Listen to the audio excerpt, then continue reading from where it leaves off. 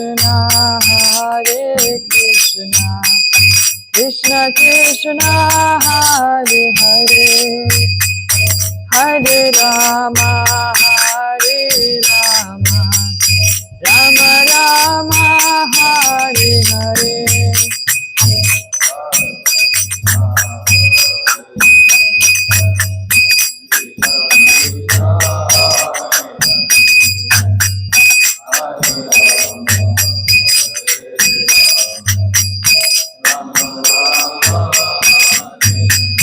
Hare Krishna, Krishna Krishna, Hare Hare, Hare Rama, Rama Rama, Hare Hare.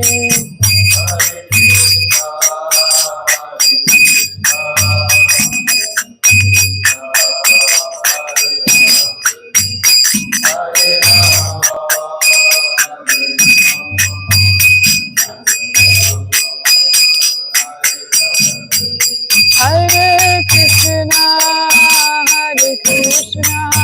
Krishna Krishna, Hare Hare, Hare Rama,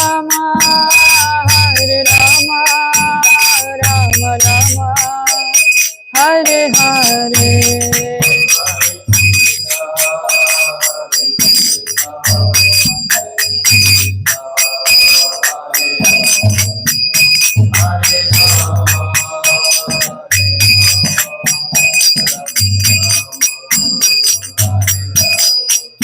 Hare Krishna,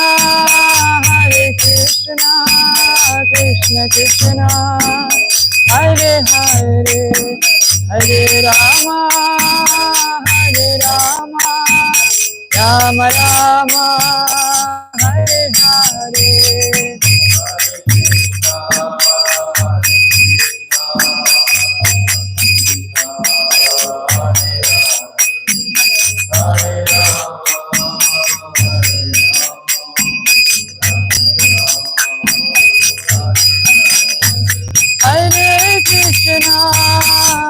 Krishna, Krishna Krishna, Hare Hare, Hare Rama, Rama Rama, Hare Hare.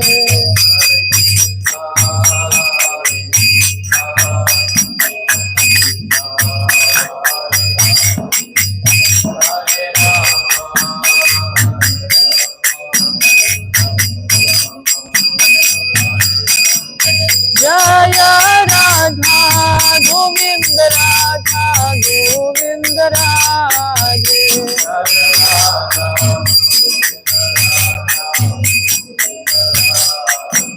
Jaya Gauranitai Gauranitai Gauranitai, Jaya Gauranitai.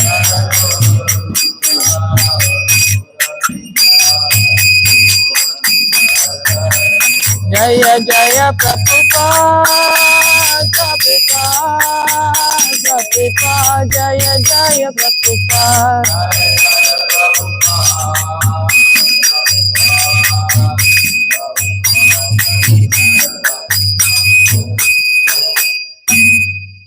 Prabhupada ki, Grantarat Śrimad Bhāgavatam ki. All glories to all of you assembled devotees here. You can assemble this mic so it doesn't go down. I don't know how to do it. Which one? You don't know this one?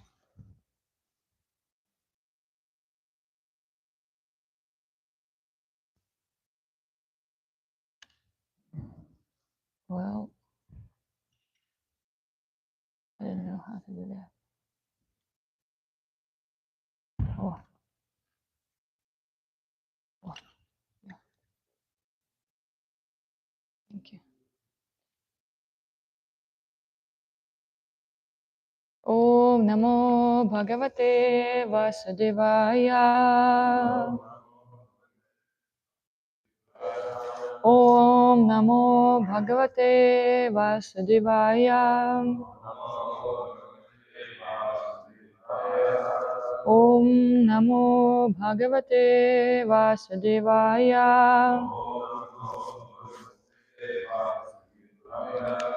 Narayanam Namaskritya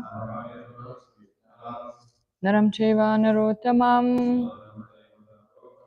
Devim Saraswatim Vyasam Tato Jayamudiraye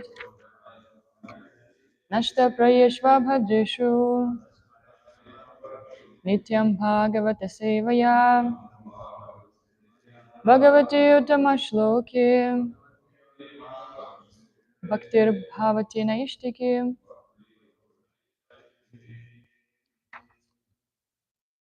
Thank you so much, everyone, for coming for Bhagavatam class. So we're reading from 4th canto. We just started some days ago chapter number 3, which is talks between Lord Shiva and Sati. And even from many of our scriptures, we see how significant these talks are. This mic has just fallen. Sorry, I just should hold it like this.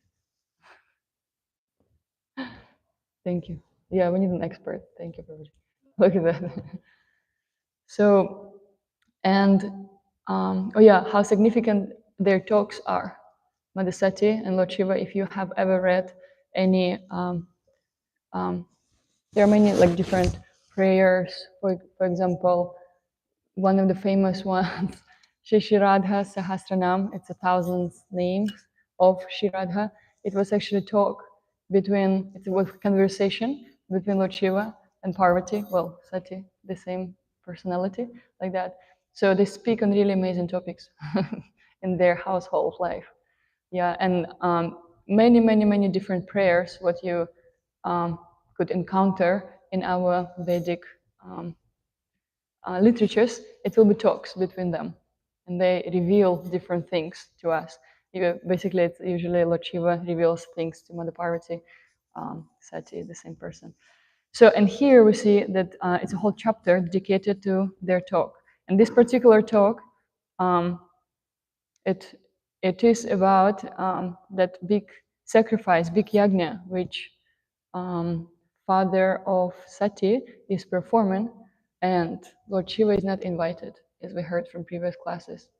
This is so all the yagyas are wonderful and good, and it actually says that Daksha, he was a great person. He was expert in worshiping Krishna, right? But he was also expert in being very arrogant and offending devotees.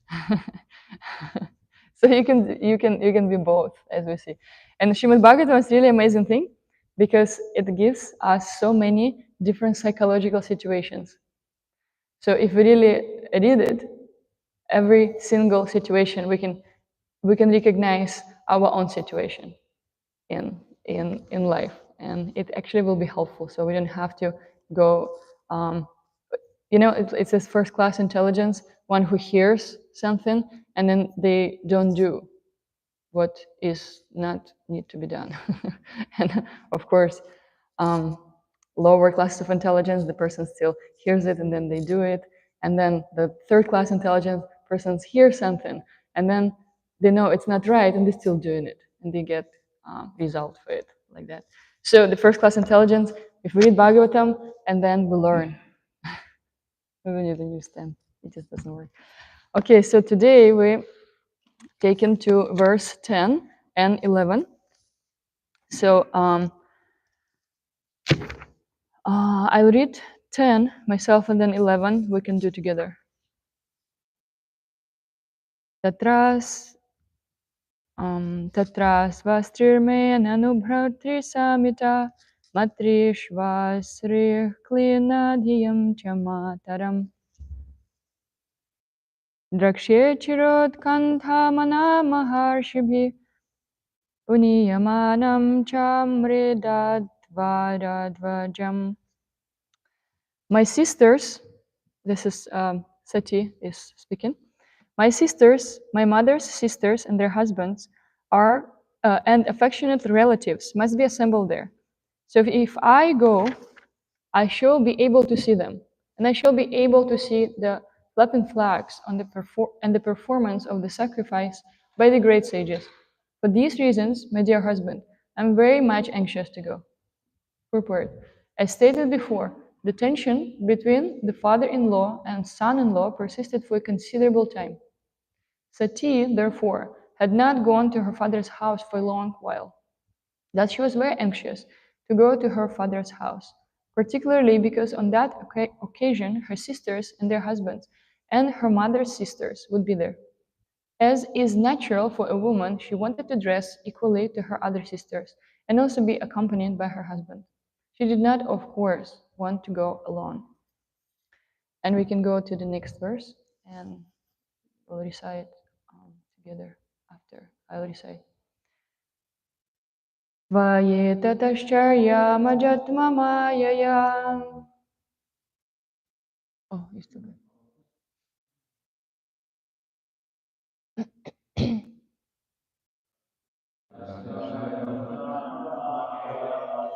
Vinirmitam bhati gunatrayatmakam. Tadhapyaham yoshita tattva vichyate. Dina didrikshe bhavame bhavakshitim. Vayetatashcharyamajatmamayaya. Vinirmitam bhati gunatrayatmakam. Tadhapyaham yoshita tattva vichyate. Dina didrikshe bhavame bhavakshitim. Vayetatashcharyamajatmamayaya. Vinirmitam bhati gunatrayatmakam. Tadhapyaham yoshita tattva vichyate. Dina dadrikshe bhavame bhavakshitim. Please chant.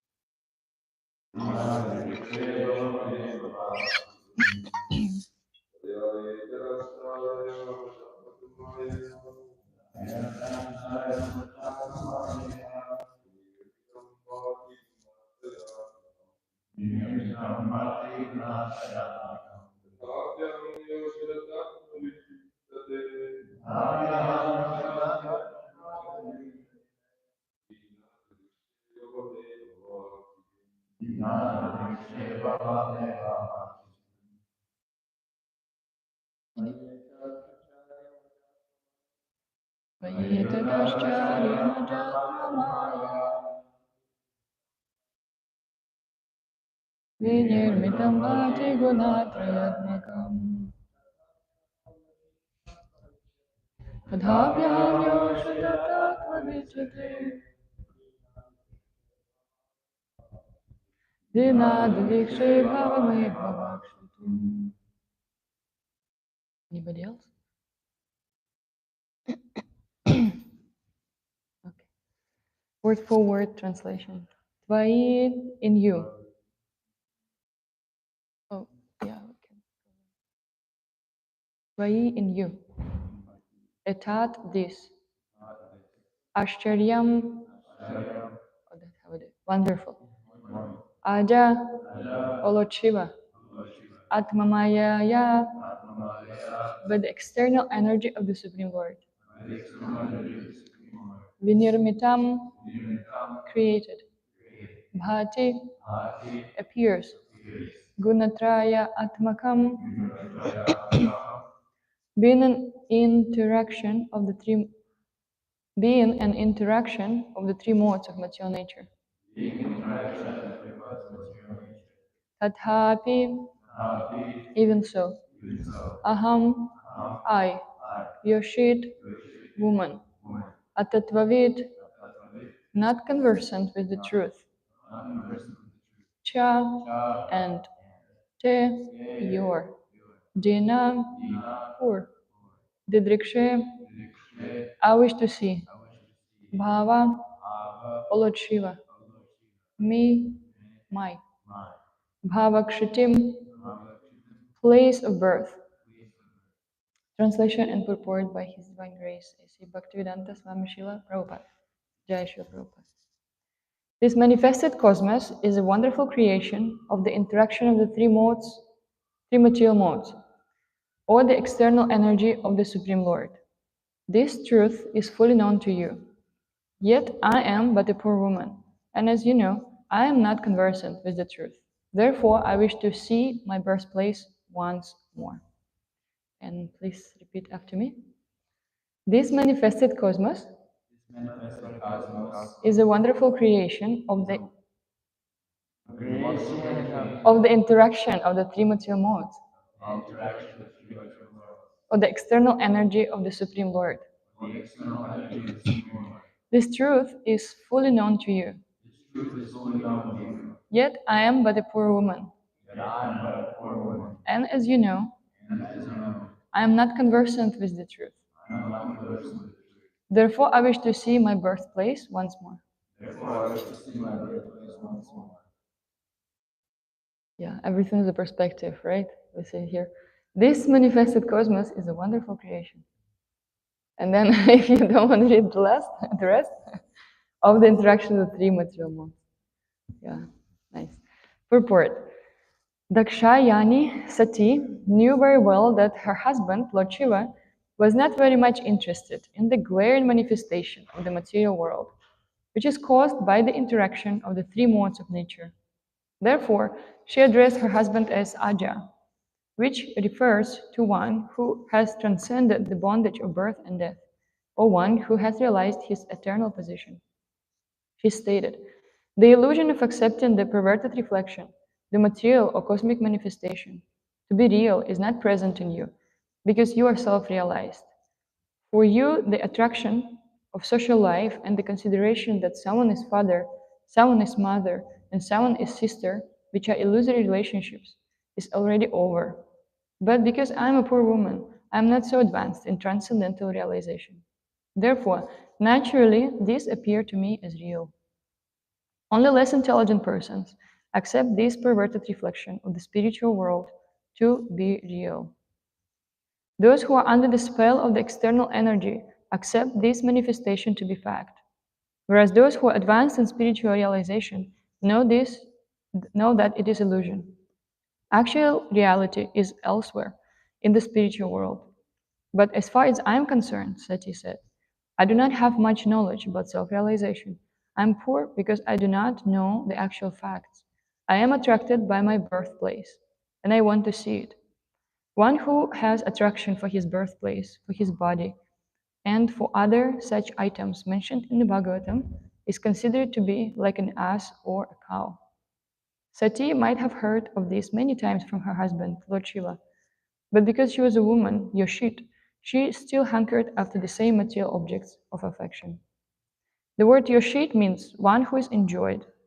Therefore, woman is called Yoshit. In spiritual advancement, association with Yoshit is always restricted, because if one is like a play doll in the hands of Yoshit, then all his spiritual advancement is at once stopped. It is said, those who are just like playthings in the hands of a woman, Yoshit Kridam Mrigashu, cannot make any advancement in spiritual realization. If you know the prayers, you can recite with me. Om Madhyanatimiraندasya Gyananjana Shalakaya Chakshurun Militam Yena Tasmai Shri Gurave Namaha Shri Chaitanya Manobhishtam Stapitam Yena Bhutale Swayam Rupa Kadamahyam Dadati Swapadantikam Vandeham Shri Guru Shri Yuta Padakamalam Shri Gurun Vaishnavamscha Shri Rupam Sagrajatam Sahagana Raghunatam Vitam Tam Sajivam Sadvaitam Savadutam Parijata Sahitam Krishna Chaitanya Devam Shri Radha Krishna Padan Sahagana Lalitam Shri Vishaka Vitamscha He Krishna Karuna Sindhu Dinabandhu Jagatpate Gopesha Gopika Kanta Radha Kanta Namostute Tapta Kanchana Gourangi Radhe Vrindavaneshwari Vrishabhanu Sute Devi Pranamami Hari Priye Vancha kalpatarubhyascha kripa sindhubhya eva cha patitanam pavanebhyo vaishnavebhyo namo namaha. Jaya Shri Krishna Chaitanya Prabhu Nityananda Shri Advaita Gadadhara Srivasadi Gaura Bhaktivinoda Hare Krishna Krishna Krishna Hare Hare Hare Rama Rama Rama Hare Hare. Thank you everyone for coming for the Bhagavatam class. Well, as we hear from this purport, one of you is supposed to sit here, not me. But there was an interesting story about Jadurani Mataji and Srila Prabhupada. She actually asked Srila Prabhupada, Srila Prabhupada, these brahmacharis, they tell us, they read in Bhagavatam, they tell us, that we're not intelligent. And Srila Prabhupada said, yeah, women are less intelligent, these things. And Srila Prabhupada said, as long as you think you're a woman, you are less intelligent. But and then he showed, women intelligence are here, men intelligence are here, and then devotee intelligence is here, goes up, up, up. So I'll just do it for service, purifying for my own heart purification. So I'll read the translation again. This manifested cosmos is a wonderful creation of the interaction of the three material modes, or the external energy of the Supreme Lord. This truth is fully known to you. Yet I am but a poor woman, and as you know, I am not conversant with the truth. Therefore, I wish to see my birthplace once more. So, like I was mentioned previously about this, like really amazing psychological situations in Bhagavatam that they actually can teach us a lot, and I found it very funny. What is it? Oh, oh yeah. That even like in this the way Sati speaks to Lord Shiva, right? In previous verses, we actually see how she says that, oh, though there is going on, this great festival, Janmashtami or something, right? Like, oh, if you like to go, we can go. So she doesn't say, oh, I want to go, please come with me. And usually it is like this for women, if we want something, we would say something, oh, would you like to go there? Would you like to eat? Then, I can make something like that. So it's actually funny to even notice these things in Bhagavatam, that it's all real. And of course, Srila Prabhupada says that here, material world, it's a perverted spiritual world. So everything has a place in a spiritual world, but because it's upside down, we have it in a very perverted way here, like that. So we heard even from many devotees who were given classes previously that also, the highest thing in the spiritual world is actually the lowest, most abominable thing in the material world, like that, the expression of it. And here we see that Sati is expressing to Lord Shiva that she actually says the truth. She says that this world is a manifestation of material energies, like that. This is how it works. This is how it is. But like, I just can't realize it. Like, how sometimes we know something in our mind, like, oh yeah, this is what I should do, but for some reason we don't do it. Of course, there are many different explanations we are given to ourselves, we're given to our seniors, to everyone else around. and we just don't do it, but we know it's true. So it's something similar here. She knows this is how it is, but also she gives explanation why is it like that. Because it just, she says that, I'm a poor woman, and I'm just not able to understand this. And we hear these examples throughout the Bhagavatam a lot. Who knows the most famous one? Who? Kunti, yes, Queen Kunti. She also says something similar. She says how in her prayers to Krishna when he was about to leave them, she says how like I just can't get how I can know this truth because I'm just a poor woman. Like this is just not level of my intelligence like that to understand these things. But somehow Krishna bestowed upon her this understanding. Of course, we know that these women are not actual women. They are very, very advanced devotees of the Lord, like that. Also, there is another example which relates even more to this verse is Mother Devahuti, which we just read in previous canto. How she was also talking the same way to her son Karda Muni. Her situation was, Kapila Dev.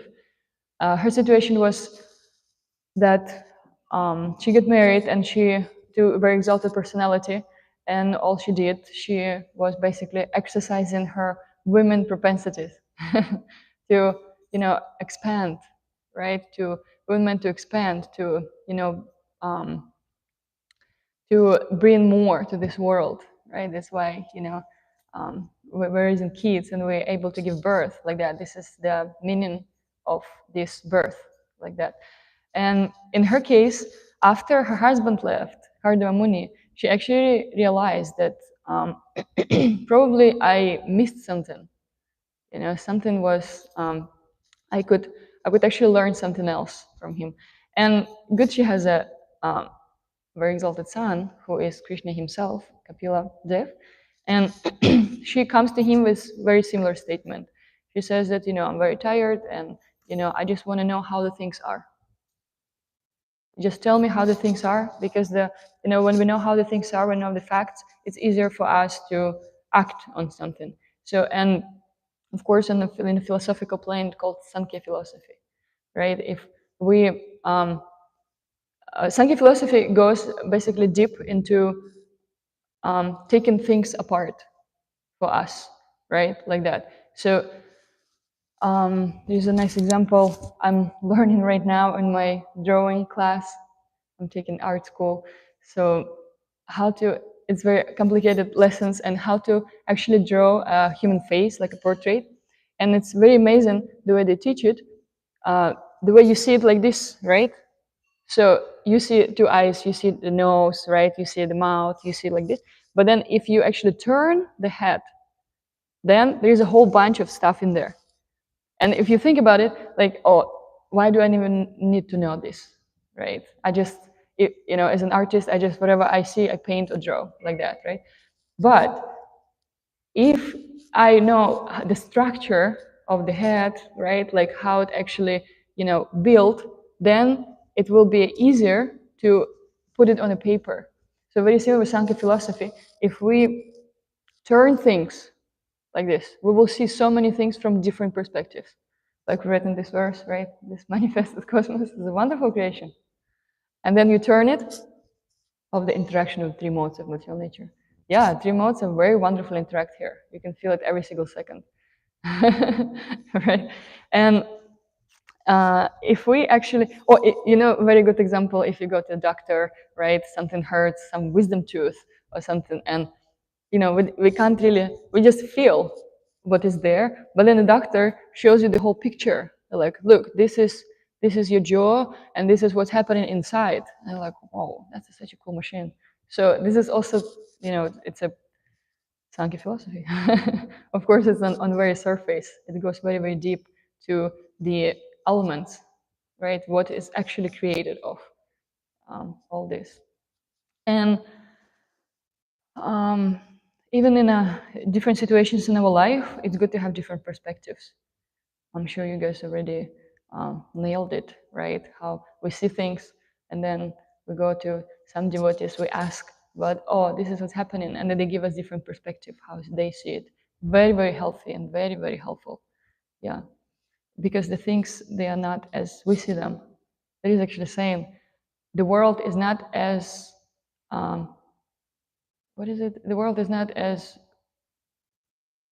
it, like as it is, but is the way you are, the way we see it, like that. And even why we even here?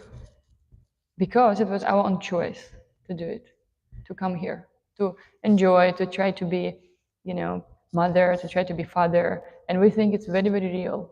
And Srila Prabhupada even says in the purport that about this reflection, that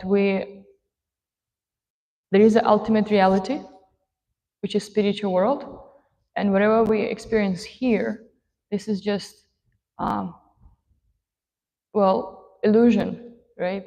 Things appear very, very real. Our roles appear very, very real. But if you read the Bhagavatam, it's actually quite a relief. I always say it in Bhagavatam class, to read Bhagavatam and to remind yourself that, oh wait, this is actually not the truth, what I'm thinking about. This is the truth. This is, and yeah, things become a little bit easier to digest. Yeah. So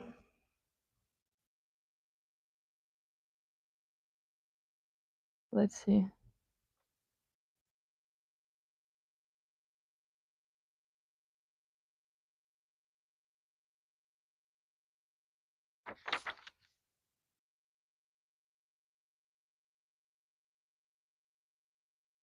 My spiritual master, his guest Vaisheshika Prabhu, says a very nice thing about how to any situation or any what was happening in our life, we have to approach this very methodically and dispassionately. And I was just thinking, if Daksha had this advice, that would be a little bit easier to deal with the situation. Of course, it's a pastime, and you see in Bhagavatam, everything leads to another thing, and it's already known. But as Radhika Raman Prabhu says, we have to create our own Bhagavatam by remembering your own relationships with Krishna, like that. And everything has a consequence. Whatever we do, wherever we act, right? We will have a result of it. And sometimes we see how, we just act in a particular way with some devotees, and then after years, we just think, oh, this is such a nice person. Why I don't have relationships with this person? Why it just happened in such a way that, like I have kind of negative thoughts about him or her, like that. And then you realize, oh, this is actually what happened. This is the way I dealt with it. Probably I didn't deal with it. That's how right now I don't have a relationship with really advanced devotee, because we also, we're always changing, we're always advancing and making choices every single moment. And if we actually think about the goal, why we're here and why we're doing something, why we do all the service, why we're living in the temple, then it will be easier to deal with situations like that. Because we can be very absorbed in our own services. And you see Daksha, this was his service. And it wasn't just service by, like a temple president, or, it was by his father, by like one of the most, elevated beings in the universe, and he get appointed for this service, and he liked to do the service. That was his thing. His name was Prajapati Daksha. But he gets so involved in this that basically he offended the most dear devotee of Krishna. So we have to be also very, very careful the way we act, and just the way we move around the world, like that. And again, my Guru Maharaj has a very nice phrase he said once. I loved it. He said, after all, we have to be humble, because we're only moving in the world because of the mercy of others. And it's nice to remember who gave us service, who gave us, the whatever it is, position or knowledge or even, you know, their time, attention. It's nice to be grateful. It's a good space to be in. Yeah. And you see in this pastime, the Daksha, he was actually given this post, right? It wasn't like his own. So, but at some point, he wasn't even respectful to, you know, like his seniors. I mean, he was, but then, you know, it wasn't like very um, um, sincere or something. Because, you know, if you on this sacrifice, everyone was there, right? What we also go into, and there was a previous sacrifice, and everyone was there, and he just starts defending Lord Shiva in front of his seniors, in front of everyone. Well, Lord Vishnu didn't show up because he knew what's going to happen, so he tried to avoid this. Yeah, and ultimately, of course, that this behavior of Lord Shiva is the most effective. Just, you know, don't react and go away. And in this pastime, that the all the like tension, we see that there was so much tension between father-in-law and son-in-law. It was actually coming from Daksha. There was nothing much was coming from Shiva. So, and we can be in such a situation too, that, you know, the tension comes from other devotee, and right, we just, it's our choice whether we want to reciprocate in a particular way or we don't. Conflict resolution, right? Get over it. Come on. And so also in any relationships, it requires two people at least to have a fight. So if one person doesn't react, there will be no fight, right?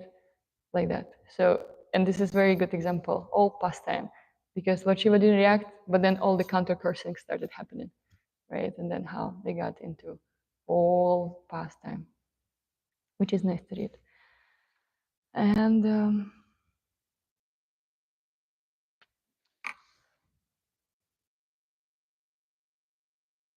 let's see if you have any corrections, thoughts, or we can discuss maybe something, because I feel like it's very like real to our life pastime.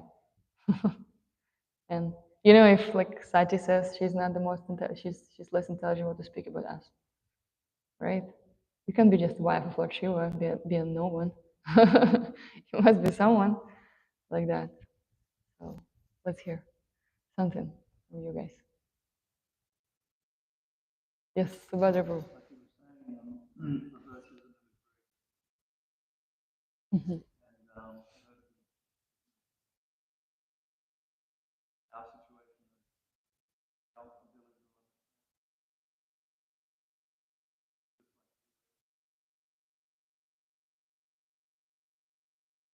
Mm.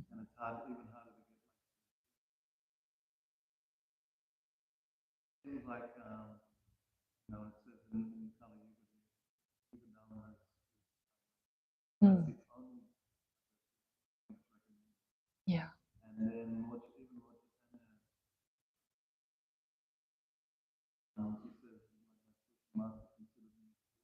Mm. Yeah.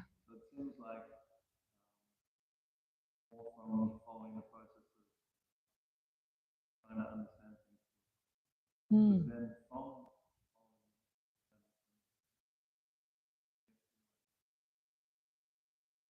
Mm. Yeah. That's nice. Yeah. We're kind of making ourselves a little bit more qualified to understand by chanting. Yeah. And actually, yeah, I'm always mesmerized how it works, you know, the chanting of Hare Krishna. Um, we see sometimes devotees, they've been around for a long time, or, you know, they read, they love philosophy, but they don't chant. And that's why it's like, it just, you know, very theoretical. Like, they know many things, they know all the, you know, names in Bhāgavatam, but something doesn't go inside, like it doesn't go deeper. So the chanting is the most important thing. It's true. And I was thinking also how um, like the understanding this topic, understanding things in the right perspective. You just have to understand what's the best thing to do right now, like you were saying about Harinam, about chanting, and do it. And again, we can apply this methodically and dispassionately. Because if we, of course, first we join on enthusiasm, so many cool devotees around, that's so good, yes, and I can do so many things, distributing books, I can, but ultimately, you know, we have to understand a little bit philosophically also that why we're doing what we're doing. Like Navina Nirada Prabhu's very intense book distribution classes. He says, give me 100 reasons why you're going out distributing books. You don't have to tell me all this, to please Krishna, to please my spiritual master. You do your own reasons. Well, I don't think I even have one. Why? So it's introspection. It's nice. Yeah, it's good to kind of back yourself up with a little bit of philosophy because at some point we won't run on enthusiasm anymore. We won't. We have to. It's the same like any relationships, any service we do. First, the enthusiasm. There's some kind of like feeling, but then it's just a duty, and then we have to understand why we're doing it and what for, and whether it's worth it or not, like that, and hope it is worth through all your input, like whatever you put into this, like that, because it's very tough to understand, after like I don't know, if we do Harinam 10 years and then understand, oh, maybe I shouldn't waste my time, like, yeah, I better go to the world and that's it, make money and I'll be happy. That's sad because there's no understanding, no philosophical understanding why you're doing what you were doing for 10 years. Even though Harinam is very purifying, and in 10 years, you will have realization why you're doing it. Like that. Yeah. So it's good to understand what's the best thing, even though we're not qualified, and just do it. Yeah. Thank you. Nice, nice reflection. Wonderful. Anything else? Krishna Kripa. Do we have a mic and this little mic also so devotees online can hear? But still, there's this little mic.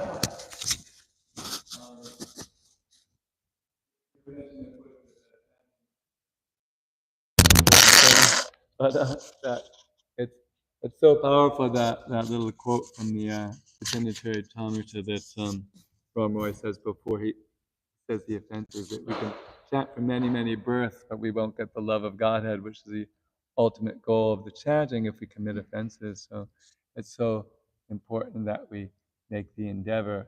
Even like even if you just maintain the desire to chant without offenses, even if you sometimes make offenses, because it's Krishna's pastime to fulfill the desires of all living entities.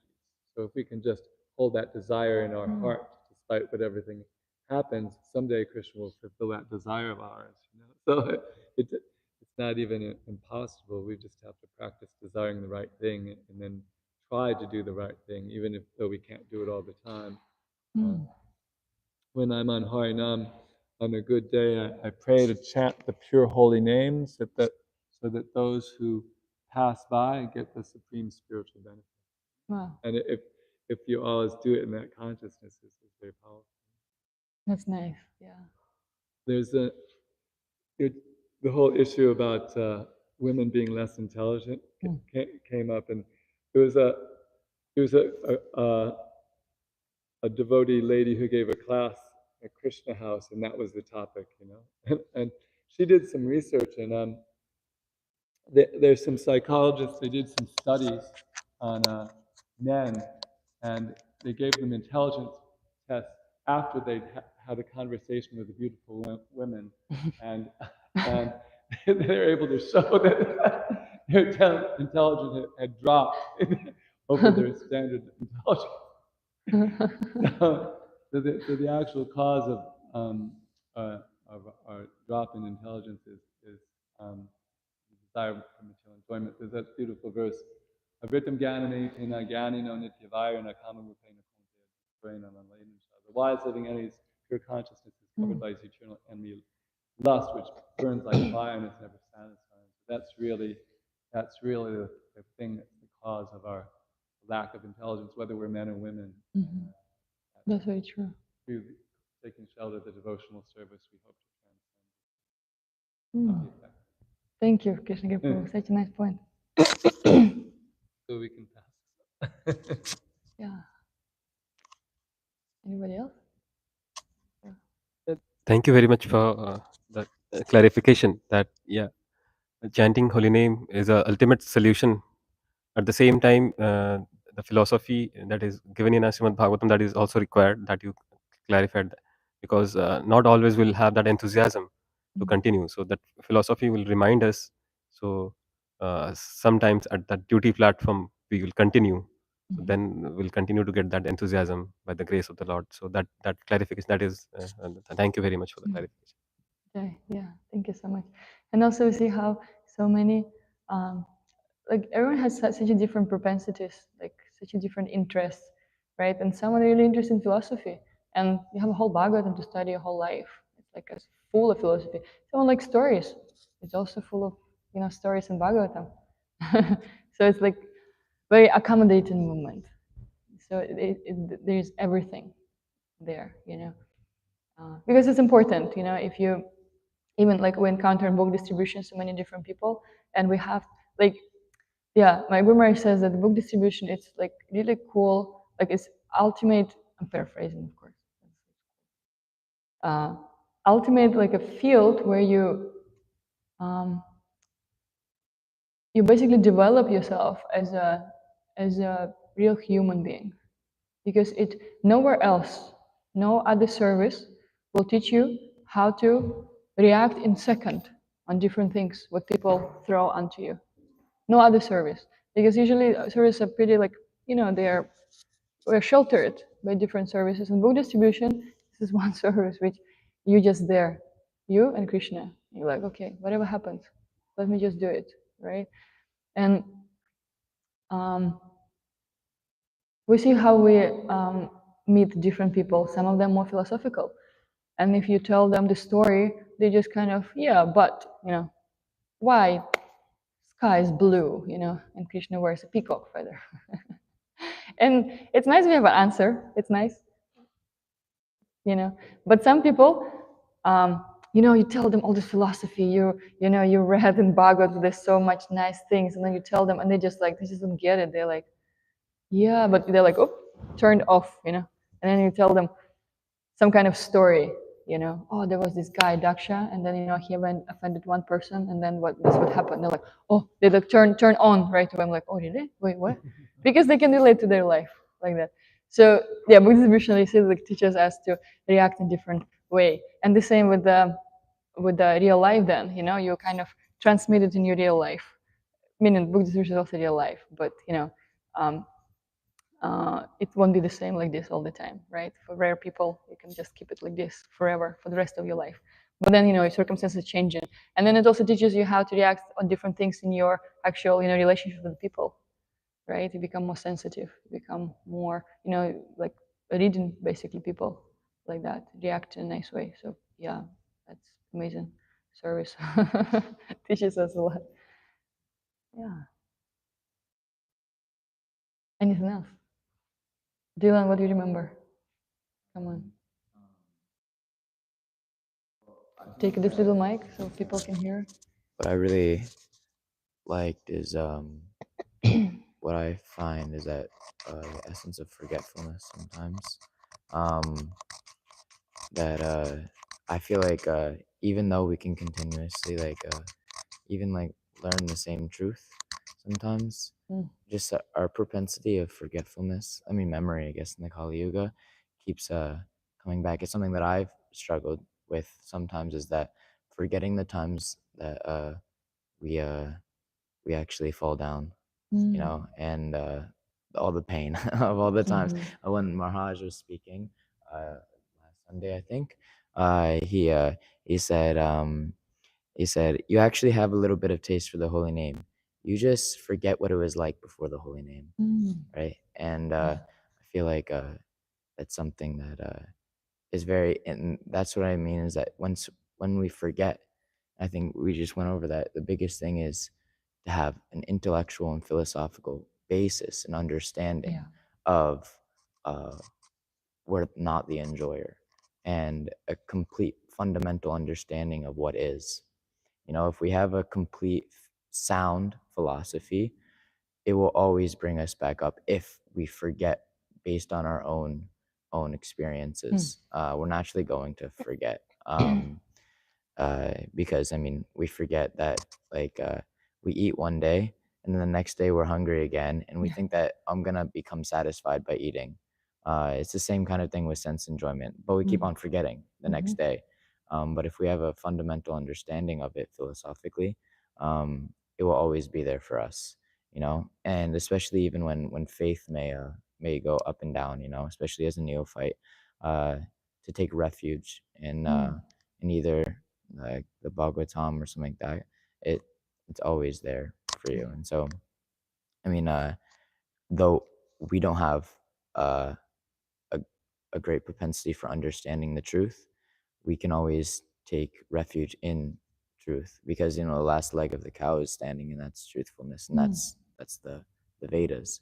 And so if we always take refuge in that instead of Maya, then eventually we'll become steady. And so, yeah. Yeah, thank you for such a great point. Yeah, especially about this like forgetfulness, you know.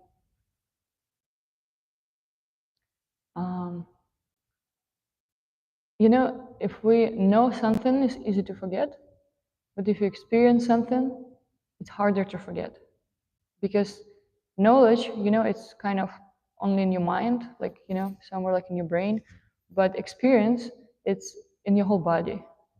You know how even like for when we're young, right? When children are very small, right? They don't remember many things when they grow up, but they remember the feeling. If they were treated harshly, they don't remember the words. They remember how they felt, right? If they treated very nicely, they also don't remember the words that someone told them. They just remember, oh, I was feeling so uplifting.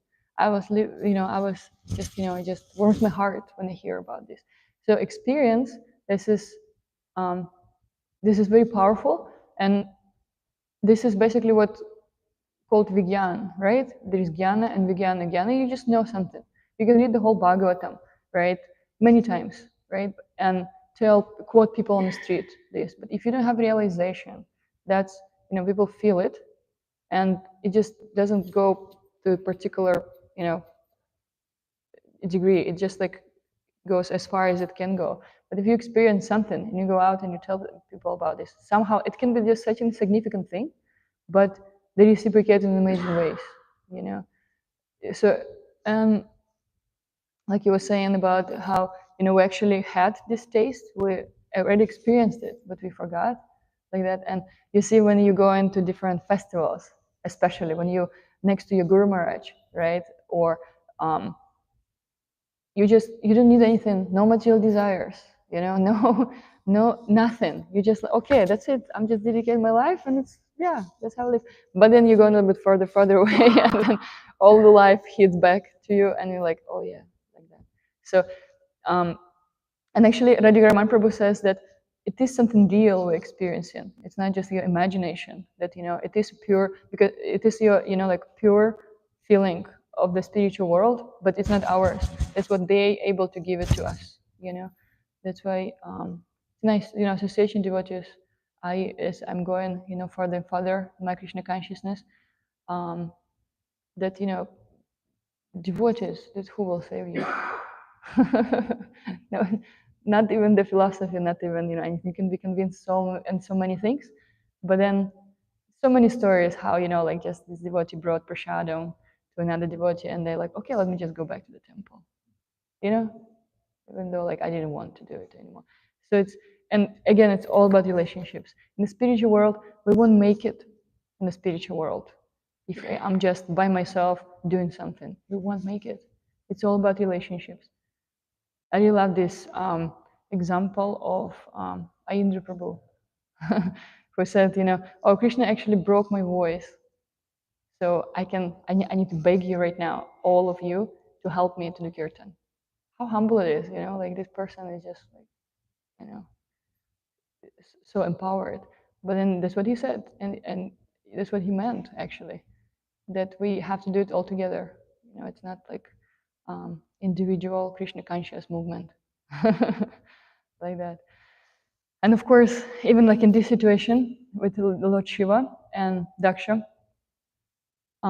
there will be situations like this, obviously, in our life. Just what works usually it's to find needed distance for you.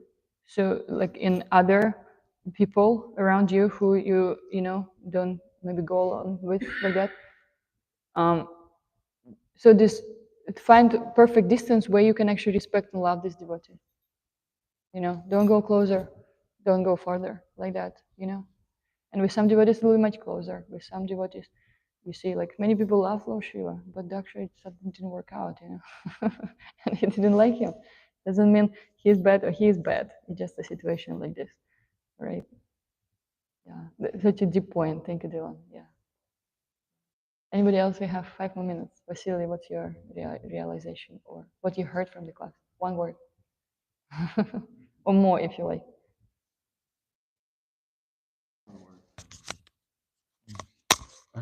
I don't have any realizations. I'm sorry, I don't have any realizations today. Okay, no problem. Thank you for sharing. Yeah. Okay. Prabhuji, maybe you have something to say? You also have very, yeah. Yeah. About the class, about the topic, about your own realizations or reflections. Thank you so much for your kind attention and sharing your wonderful thoughts. Grantaraj Śrimad Bhāgavatam ki jai. Gaura Bhakta Vrinda ki jai. Srila Prabhupada ki jai. Gopremanande Haribo. Gurudev ki jai.